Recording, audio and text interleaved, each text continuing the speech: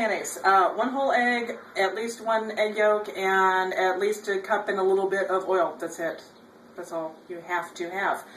I usually put some sort of vinegar in it. It helps with the emulsion. It helps stabilize it. Apple cider vinegar is good. Lime juice, lemon juice.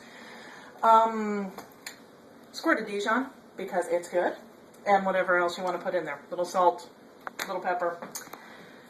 So, put everything, with the exception of the oil, into...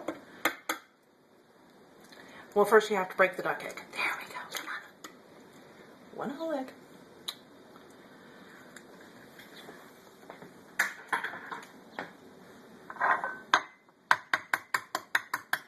And you can do this in a blender, by the way.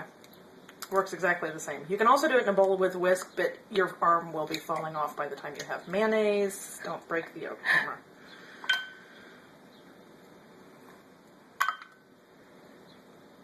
And yes, I use my hands. That's gross.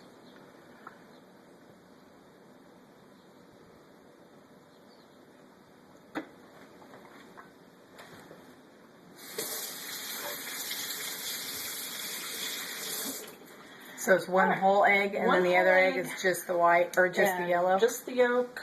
You can throw another one in there if you want to. Okay. I honestly don't even know why I use the whole egg. I just always have them. And these are duck eggs that we're using today. These are duck eggs. It works exactly the same with chicken eggs and probably goose eggs, but they make a hell of a lot more mayonnaise. Goose eggs are really big. And squirt find out. Dijon mustard because I like it. Makes it very good and tangy. And up the apple cider. Yeah. Big splash. I don't know. What was that? A tablespoon or so? Give or take.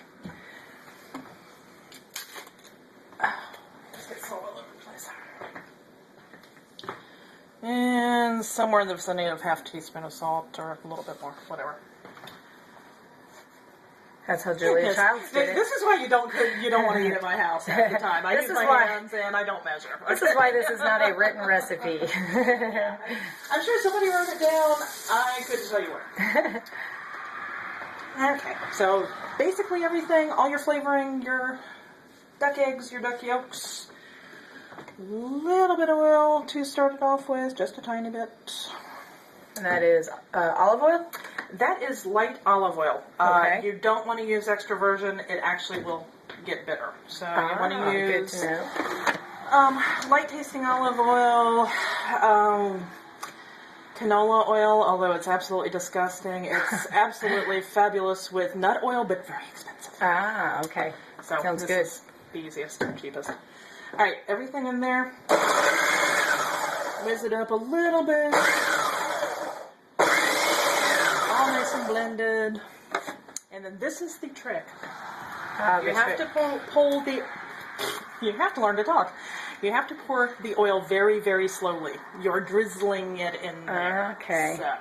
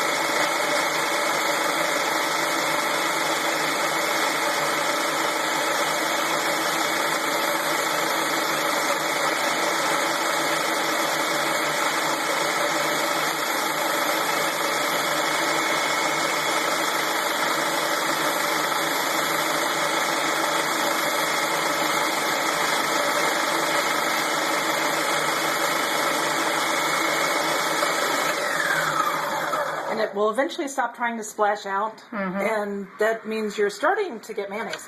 I can see it getting thicker. I can see the texture changing. So you can look in here. Yeah. Oops. Yeah, see, it's still running. You definitely need more oil in that, but it's starting to come together. In the technical term is an emulsion. I learned something new. Yeah, I learned that the other day, actually.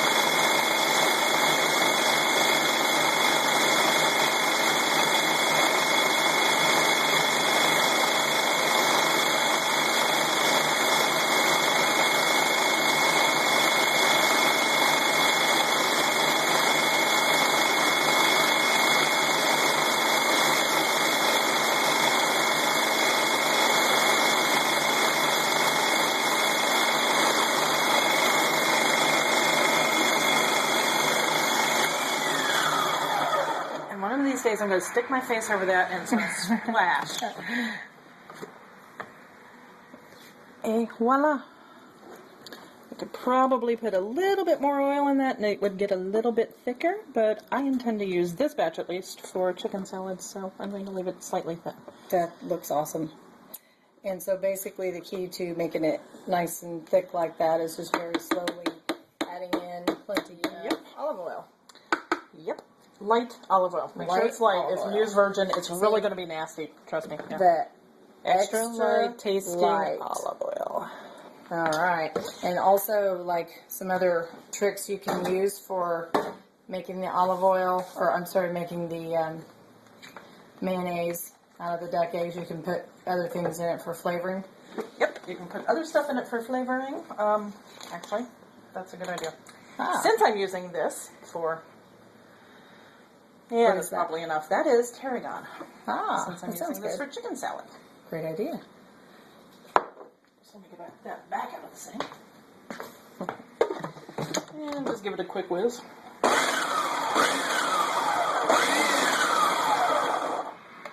And you will end up with drips of mayonnaise all over the place. It's a little messy, but it's worth it. It's worth it. Messy is worth it. If it tastes good. Now The look at really that. hard part is getting it out of there and into the jar. Ah, well, show us. Show us how you do it, Tamara. Very carefully. This is where I get it all over the place.